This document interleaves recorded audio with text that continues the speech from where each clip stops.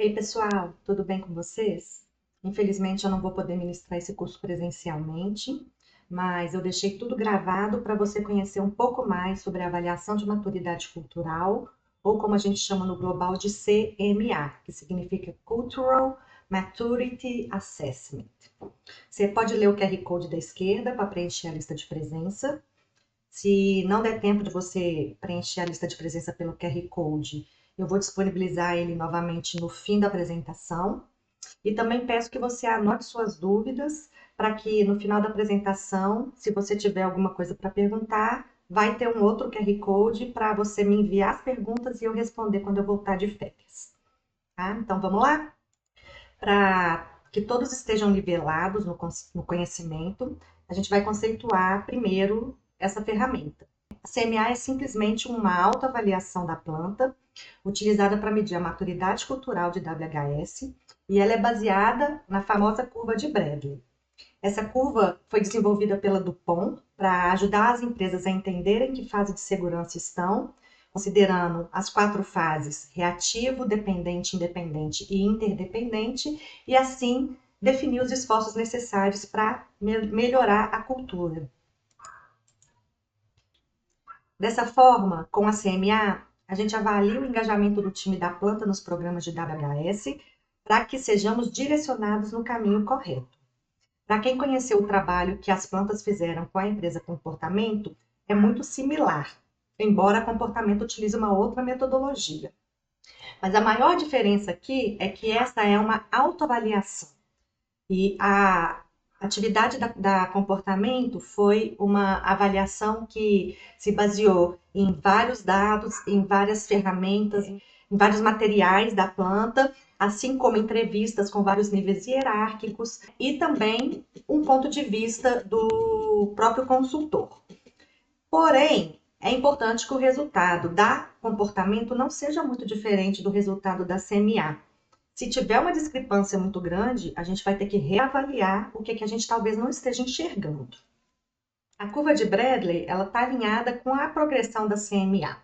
Então, vamos entender cada fase para a gente poder ter uma ideia inicial de onde a gente se encontra. É importante falar que vai ter questões que a gente vai estar em níveis diferentes do nível real. Então, nesse primeiro momento, você vai poder enquadrar a planta em várias fases. Na fase reativa, a gente utiliza nossos instintos naturais para fazer segurança e o cumprimento das regras e procedimentos é atrelado a uma meta, que também é delegada pela segurança. Há uma falta de suporte da gestão e a segurança é praticamente feita somente pela área de segurança.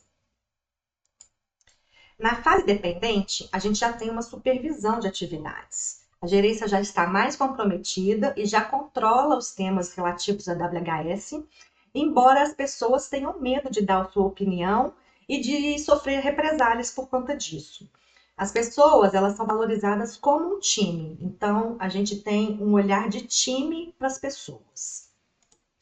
Já na fase independente, o próprio empregado já se sente dono da segurança e o valor já está internalizado nas pessoas. Todos já estão comprometidos com os padrões e cuidam de si próprios.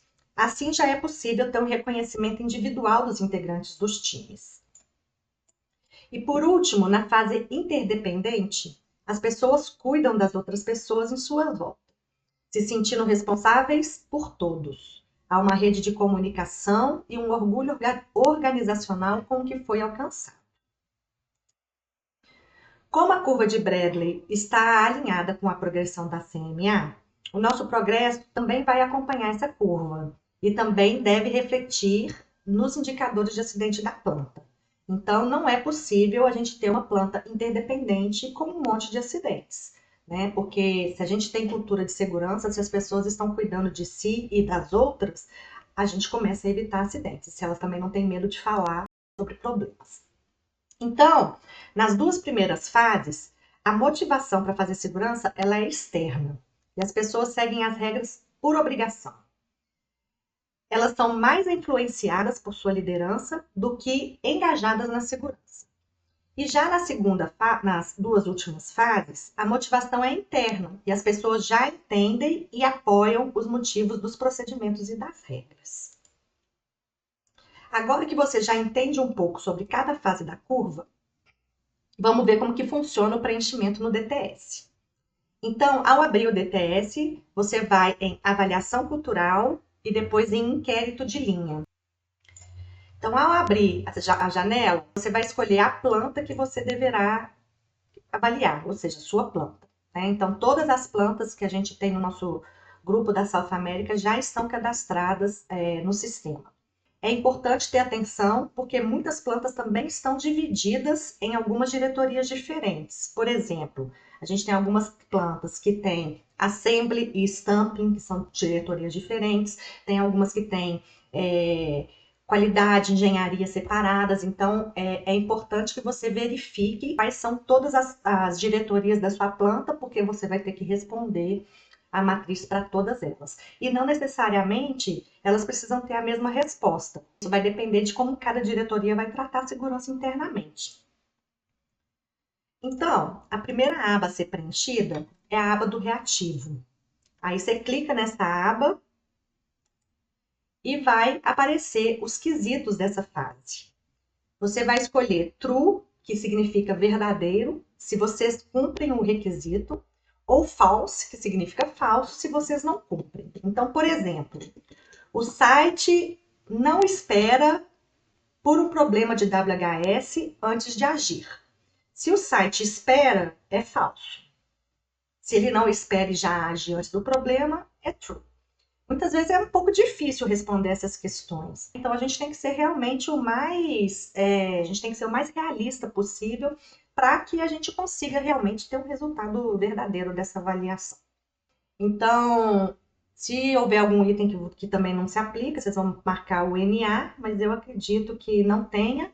E se tiver algum item NA, eu sugiro que vocês me procurem para a gente poder entender juntos se realmente é NA ou às vezes está tendo uma falha de interpretação.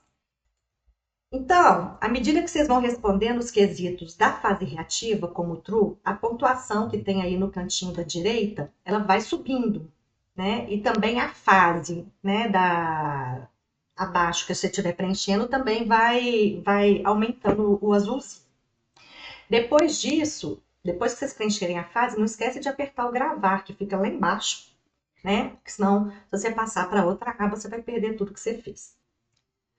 Bom, todas as respostas falsas que a gente colocar, vai ter que abrir um plano de ação, tá? Para a gente corrigir e para a gente alcançar superar esse problema para avançar de fase. Então, após finalizar essa fase, você pode preencher toda a fase reativa, por exemplo, primeiro. Você vai salvar essa fase e aí você vai, então, na aba de tarefas, igual está mostrando ali embaixo. Então, tem a aba reativo, dependente, independente, interdependente e tarefas. Aí você vai na aba tarefas, para montar o seu plano de ação. Né? Você pode adicionar quantas ações foram necessárias para conseguir avançar com relação a uma pergunta. Então, não precisa de ser uma ação para cada pergunta. Você pode pôr várias ações que vão nivelar essa pergunta no final. Essa aba também precisa ser gravada, tá? Então é importante a gente não esquecer disso, sempre gravar lá no final. Na hora que você vai em tarefas, você vai clicar em adicionar novo item de ação, e aí ele vai abrir um campo para você escrever a ação, responsável e data. Você só vai precisar responder a próxima aba, ou seja, se você responder o reativo todo, você só vai responder o dependente todo se você tiver 100% no reativo. Ou seja, se todas as respostas forem true. Então, você só vai responder o segundo depois que você tiver finalizado o primeiro. Então, a gente vai focar nos nossos problemas da primeira aba para depois responder as seguintes. É muito simples, não tem muito mistério. E eu acho que na hora que vocês abrirem o sistema e forem fazendo, fica mais fácil vocês compreenderem. Bom, alguns pontos são importantes para a gente fechar o procedimento. Todos os planos de ação devem ser acompanhados para não deixar a ação vencida. Tem muito plano de ação que está com a ação vencida da última matriz. Toda vez que a gente finaliza uma ação, a gente volta no formulário para verificar se a gente transformou o quesito de false para true. Então, às vezes uma ação não é suficiente, a gente vai ter que esperar, mas é importante a gente fazer esse check toda vez que a gente fechar a ação. E também a gente pode perceber que a ação que a gente colocou, ela não foi eficaz para a gente fechar o ponto. Então aí a gente vai precisar acrescentar novas ações. E quando você fecha todas as ações do plano e completou a fase, consequentemente, você deve analisar a próxima fase e criar um novo plano de ação. Então, você vai sempre criar um plano de ação para avançamento. A meta é todo mundo chegar no interdependente. Então, se você terminou, está 100% no reativo, você tem que preencher o dependente. Se você está 100% no dependente, você tem que preencher o independente e assim por diante. Então, você sempre vai ter um plano de ação aberto, a não ser que você esteja 100% em todas as fases. Se você já tiver completado a fase interdependente. Senão, é obrigatório que você tenha um plano de ação para avançamento. E uma outra coisa, não apaguem as ações concluídas. Isso mantém um histórico. Eu tenho visto gente apagar as ações concluídas do sistema. Aí a gente perde todo o histórico do que a gente fez e do que a gente trabalhou. Então, mantenham as ações lá como concluídas. Agora vamos ver aqui rapidinho o fluxo para o preenchimento da CMA. Ele é muito simples e ele deve ser seguido para ter o engajamento de toda a liderança nesse processo. Então, primeiro, o WHS vai responder os quesitos fora do DTS. Então, já tem uma planilha com as perguntas todas em português para vocês utilizarem. Vocês vão responder isso fora do DTS. Você pode imprimir a planilha também clicando do lado do botão gravar, tem um botão de impressão, mas aí ela sai em inglês. É importante também, né? Quando a gente fala que o WHS vai responder os quesitos, a gente tem pergunta de saúde, a gente tem pergunta de ergonomia. Então, essa equipe ela tem que ser multidisciplinar. Não é uma pessoa, segurança, responder tudo sem saber como que está sendo feita as outras coisas. A gente tem que envolver as pessoas necessárias para responder as coisas. Por isso que é legal a gente ter ela impressa, né? Porque aí a gente pode ter mobilidade para fazer as coisas, não precisa ficar lá no sistema.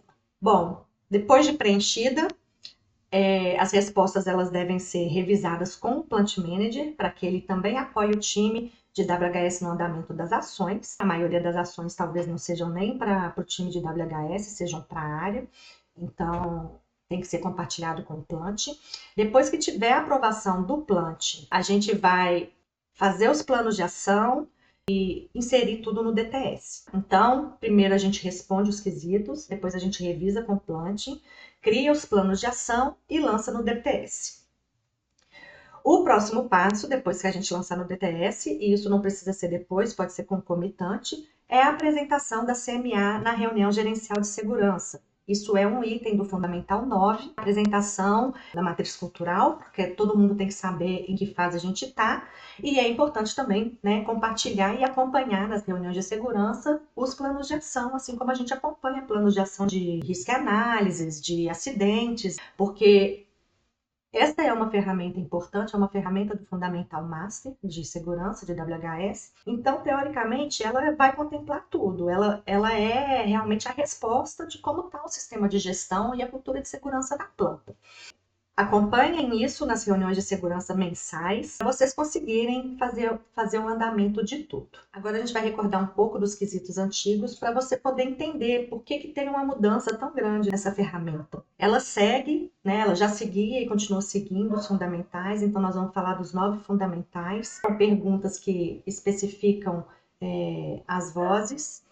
E eu vou falar aqui aleatoriamente, porque está muito pequeno, mas você pode entrar no DTS e olhar lá na matriz os resultados, que você vai ter as perguntas antigas. Então, falando de liderança, né? Se o gerente da planta garante um processo eficaz de 1-to-B, delegando orçamento e pessoas para WHS, significa que a planta está no reativo? Para a gente, se o gerente está na frente dos processos de 1-to-B de WHS, é porque a gestão não está mais na mão da segurança, o que contradiz um pouco a curva de Bradley. A matriz ela era muito focada no uso das ferramentas dos fundamentais. Vamos ver o interdependente. Se os operadores podem nomear os compromissos de WHS e relatar como interagem com eles, significa que a planta é interdependente? Isso é uma premissa básica da Political We All Care. E a gente treina todo mundo desde a integração nesse processo de saber como contribuir para a política da planta. Então, assim, não faz muito sentido essa pergunta para uma fase interdependente. Isso a gente já faz lá no começo, Até as plantas que muitas vezes não são nem reativas, elas já fazem isso. A única coisa que a pessoa sabe falar é o que que ela faz para cumprir a segurança. Então, ao analisar esses textos, a gente viu que a CMA antiga falava muito mais de ferramentas do que de cultura. Então, gerou realmente essa modificação gigante que nós vamos falar agora. Agora nós vamos falar, né, dos critérios. O Fundamental 1 fala de liderança. Então, o quesito reativo é se a planta, de forma genérica, não espera por um problema de WHS antes de agir. Nesse caso, a gente chama, né, de problema, mas pode ser um acidente, uma não conformidade, ou qualquer problema similar. Então, se a planta não espera por um problema antes de agir, ela é true no reativo e, teoricamente, em liderança, ela poderia passar para a fase dependente, mas a gente só vai passar se tudo do reativo tiver 100%. Já na fase dependente, a gente já começa a especificar quem que é a pessoa que age diante do problema. Assim, o quesito é se a liderança não espera pelo time de WHS para identificar problemas antes de resolvê-los. Ou seja, a própria liderança da área identifica problemas e resolve sem o envolvimento do time de segurança. Para ser independente, a liderança vai ter criado um ambiente onde os empregados trabalham para identificar oportunidades de melhoria. E lembrando, eles trabalham para identificar oportunidade de melhoria, não é, eles são obrigados e possuem metas para identificar oportunidades de melhoria. Então, a gente tem que prestar bastante atenção nos critérios desses programas de sugestão que a gente tem na planta e ver se essas ideias elas são naturais e voluntárias. Elas são forçadas pela liderança ou por alguma premiação ou por alguma meta, um objetivo que as pessoas têm para alcançar. Para ser interdependente, a liderança deve ter criado um ambiente de aprendizado, dividindo informações de forma aberta, e os empregados não esperam pelos líderes ou pelo time de WHS para resolver problemas pequenos, resolvendo-os eles mesmos. Então, é quando o empregado realmente tem a proatividade de fazer as coisas acontecerem. Lembrando que para ser verdadeiro em uma fase, você deverá ter respondido verdadeiro também para as fases anteriores. Assim, eu não posso falar assim, a minha liderança ela cria um ambiente onde as pessoas trabalham para identificar oportunidades, então ela é independente. Não, para ser independente, além disso, ela tem que ter a liderança não esperando pelo time de WHS para identificar problemas e resolvê-los, e também que a planta não espera por um problema antes de agir.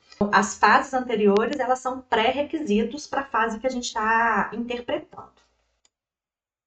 Fundamental 2, ele fala sobre requisitos legais e corporativos. O time de WHS não espera uma não conformidade ser descoberta antes de tomar uma ação. Esse quesito define se a planta trabalha os requisitos de forma reativa ou não. Na sequência, a gente verifica se há mais pessoas além do WHS responsáveis por encontrar e corrigir não conformidades. Lembrando que aqui requisitos legais e corporativos, então a gente tem que pensar nos procedimentos que a gente tem, nos procedimentos globais e regionais. No caso de independente, a liderança conhece os principais requisitos de WHS para suas atividades e age para resolver os problemas usando o time de WHS como consultores. A liderança aqui não é empurrada para resolver problemas. Ela puxa a WHS para orientação para resolver um problema que ela mesma já sabe que tem. E, finalmente, se a planta antecipa as mudanças e desenvolve planos de ação antes delas ocorrerem, a fase é interdependente.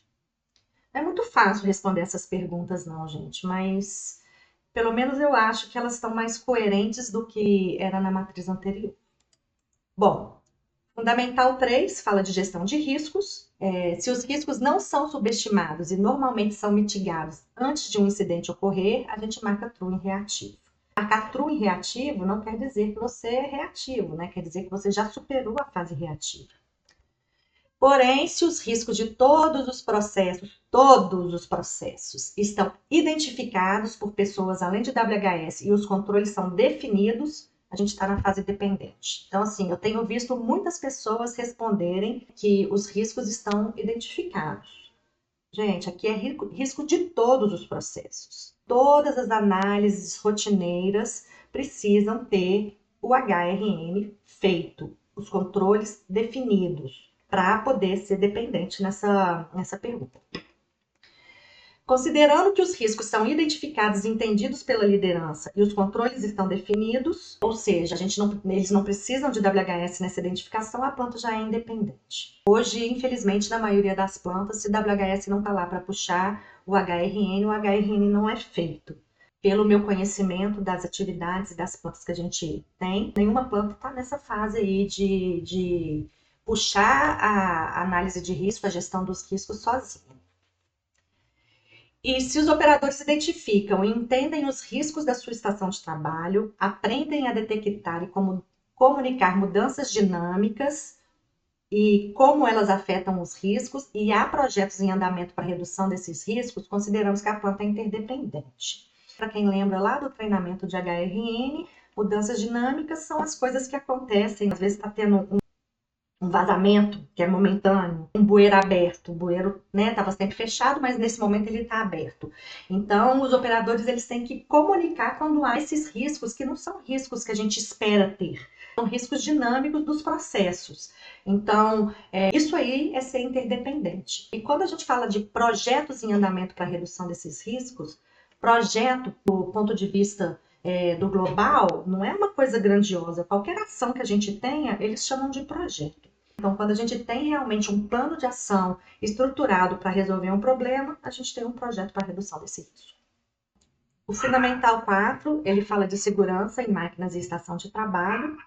O reativo diz que as melhorias para alcançar a segurança em um projeto são normalmente finalizadas antes da instalação do equipamento, e as melhorias de máquinas e estações de trabalho são normalmente feitas antes de um acidente ocorrer, assim como as manutenções nos equipamentos e sistemas de segurança são realizadas antes do mau funcionamento. Então, aqui ele tem duas partes. Esse é o primeiro que a gente tem, que vai ter, teoricamente, duas partes distintas. Então, primeiro a gente fala das melhorias de projeto. Elas são finalizadas antes da gente fazer a implantação do projeto na área. E depois ele fala de manutenções. Ou seja, a gente tem manutenção nos equipamentos e nos sistemas de segurança que evitam o mau funcionamento. Ou seja, o nível de quebra ou de manutenção corretiva tem que ser muito menor do que o de manutenção preventiva. No dependente, o time de WHS trabalha com o time de projetos para melhorar a segurança antes do equipamento ser instalado, e todos os riscos altos e inaceitáveis são eliminados durante o projeto. Então, o projeto ele não é instalado se a gente ainda tiver riscos vermelhos. Melhorias nas máquinas e estações de trabalho são normalmente feitas antes de auditorias e inspeções. E a manutenção preventiva dos equipamentos e sistemas de segurança é agendada e sempre realizada. Não pode ter atraso nas manutenções preventivas. Então, uma maneira de vocês verificarem isso é realmente pedindo para ver o cronograma de manutenção preventiva da manutenção. Quando eu for fazer a auditoria da CMA, eu vou pedir esse tipo de documento. Para ser independente, quando novos equipamentos são instalados, todos os riscos da estação de trabalho estão identificados e há planos de ação para controlá-los ou reduzi-los. Aqui já extrapolou um pouquinho de projeto, né? Quando a gente tem um equipamento novo, antes dele ser instalado, a gente já tem o HRN. O time de WHS é envolvido em pequenas mudanças de processo, ou seja, que fala que a gestão de mudanças ela é eficiente, ela é eficaz. Em qualquer pequena mudança, a gente é envolvido. A gestão analisa ativamente as oportunidades de melhoria e a expansão de ações para processos similares. Então, isso aqui já está falando que a gente realmente está fazendo expansão das ações. E eu também tenho visto muitas falhas nesses processos em algumas plantas. E por último, a manutenção é realizada baseada em frequência de tempo, ou seja, de tempo em tempo eu faço manutenção naquele sistema, naquela máquina, naquele equipamento. E finalmente, no interdependente, as boas práticas globais e regionais são aplicadas na fase de projeto e todas as mudanças em processo são analisadas pelo time de WHS. Ou seja, mais uma vez estamos falando de gestão de mudanças. Não basta a gente ser envolvido, a gente realmente tem que analisar e dar o nosso parecer com relação à WHS. Ainda, os operadores sugerem melhorias de segurança nos equipamentos que são implantadas pelo time de engenharia. Aí vem sugestões, né? Normalmente as sugestões de operadores elas são menos robustas, então aqui a gente já pensa em alguma coisa mais robusta, que necessita de um time de engenharia para implantar. E a manutenção é realizada baseada em frequência de uso, ou seja, eu uso esse equipamento tantas vezes, então diminui a vida dele por tantas vezes, eu tenho que fazer manutenção. Então, isso é importante também. Então, aqui eu tenho que cumprir todos esses quesitos para avançar. Se eu faço a manutenção, mas não faço a parte dos projetos, eu não cumpro a pergunta da fase. No Fundamental 5, a gente vai falar de ergonomia e performance. E no reativo, os riscos ergonômicos são normalmente mitigados antes de uma doença relacionada à ergonomia do trabalho, como, por exemplo, uma doença musculoesquelética. Na fase dependente, os riscos ergonômicos de todos os processos são identificados por pessoas além do time de WHS, e os controles são definidos. Para ser independente, esses riscos devem ser entendidos pela liderança e as estações de trabalho são projetadas para adequar a tarefa ao empregado. Hoje eu sei que a gente tem postos específicos para alguns empregados que têm algum tipo de, não necessariamente deficiência, mas que tenham algum tipo de... Às vezes eu sou muito alta, às vezes eu sou muito baixa e não consigo fazer essa atividade. Então aqui é o inverso. O posto de trabalho tem que ser adaptado para qualquer pessoa trabalhar. E não eu tenho que ir para um posto porque eu não consigo trabalhar naquele outro posto.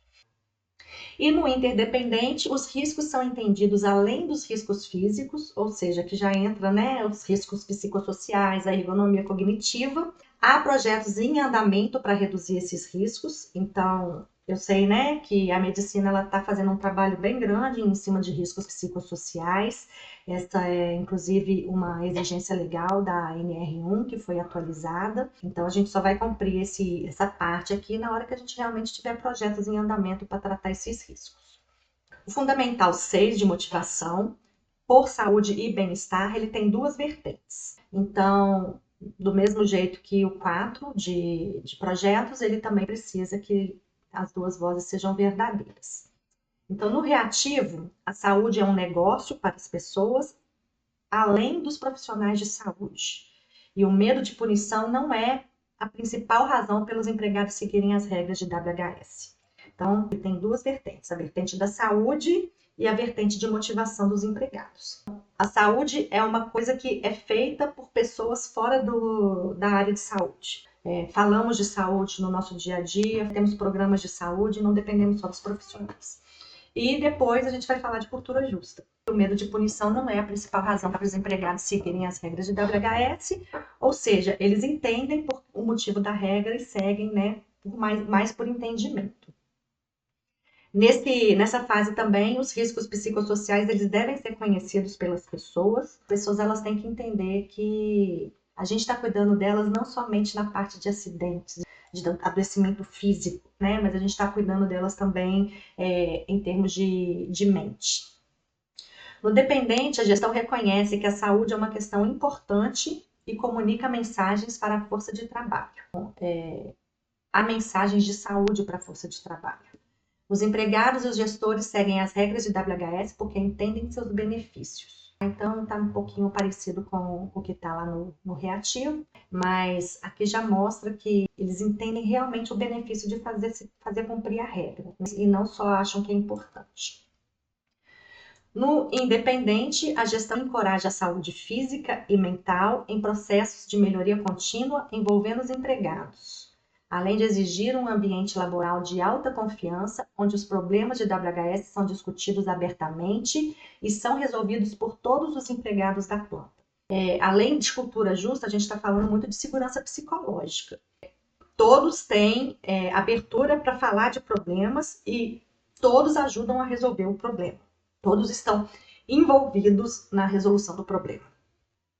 Os empregados eles são vistos como uma solução a se aproveitar ao invés de um problema a se controlar. Então, é realmente o empregado participar dos processos, eles serem ouvidos, eles poderem falar abertamente sobre problemas, né, sobre oportunidades de melhoria, e isso traz realmente motivação para eles. E já no interdependente, a saúde física e mental são prioridades para a comunidade Stellantis. Os empregados entendem os fatores de risco para a saúde física e mental no trabalho e fora dele, então a gente já está extrapolando do ambiente de trabalho para fora. Também os empregados se encorajam e se suportam para seguirem as práticas de WHS. Eu ajudo você a seguir as práticas. E ainda há um senso generalizado de responsabilidade compartilhada em todos os níveis da organização. É muito importante a gente pensar, né? Esse fundamental não é um fundamental de saúde, é um fundamental de motivação. E não é só a saúde que motiva o empregado. Trabalhar num ambiente seguro motiva o empregado, ele ser escutado motiva o empregado, a gente se importar com o que acontece dentro e fora da empresa com ele motiva o empregado. Então, é isso que está tratando aqui nessa voz.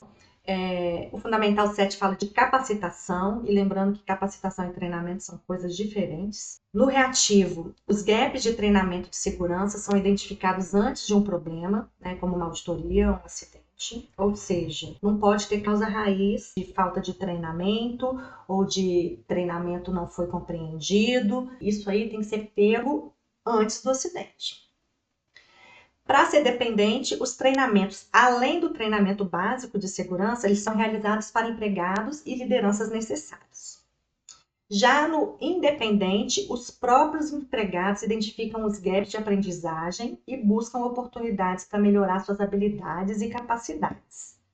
E, finalmente, no interdependente, os treinamentos são criados e adaptados em conjunto com os empregados. E as responsabilidades de WHS são propriedades de todos os trabalhadores. Então, a gente está vendo aí sempre falar no interdependente, né, que está todo mundo envolvido. Então, nessa fase, realmente, é onde todo mundo faz tudo junto. O Fundamental 8 é o de análise de acidentes, né, mais conhecido como aprendendo com falhas. No reativo, o processo de análise é realizado por um time multidisciplinar e o resultado da análise vai além da cultura de culpa, com mitigação rápida dos problemas e não ações a longo prazo. A gente trabalha rápido para resolver os problemas e aqui tem a cultura justa, que é culpar pessoas realmente que estão fazendo as coisas com intenção de fazer errado, sabendo que está fazendo errado. No dependente, as ações tomadas seguem a hierarquia de controle e são efetivas, evitando eventos similares. Então, a primeira coisa que a gente vê aqui é o BI para ver que tipo de ação que a gente está tomando para os acidentes. Eu ainda tenho visto muitos eventos em que as ações são apenas treinamento e sinalização. Isso não é ação robusta e não segue a hierarquia de controle. E também tenho visto muitos eventos semelhantes nas plantas. Isso quer dizer que a gente não está fazendo expansão direito. Para o independente, os supervisores direcionam a cultura justa e os trabalhadores reconhecem e mitigam os eventos específicos. O foco da Stellantis sempre é nos eventos CIF e PCIF.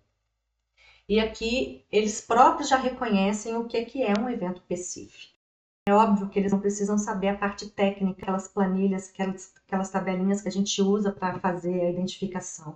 Mas pelo feeling eles já conseguem identificar que aquilo é um acidente grave. E no interdependente, supervisores e operadores possuem entendimento sobre fatores humanos, sistema de restrição e criaram uma organização focada no aprendizado e na consulta. Realmente trabalhar nos fatores humanos, na parte comportamental das pessoas e como restringir os problemas. E, finalmente, no 9, melhoria por meio de gestão de indicadores e revisão da gestão. O reativo significa que o WHS não é o único time que monitora e desenvolve ações para os indicadores, e eu vejo isso em várias plantas. As plantas têm seu próprio plano de ação e monitoram seus próprios indicadores de segurança.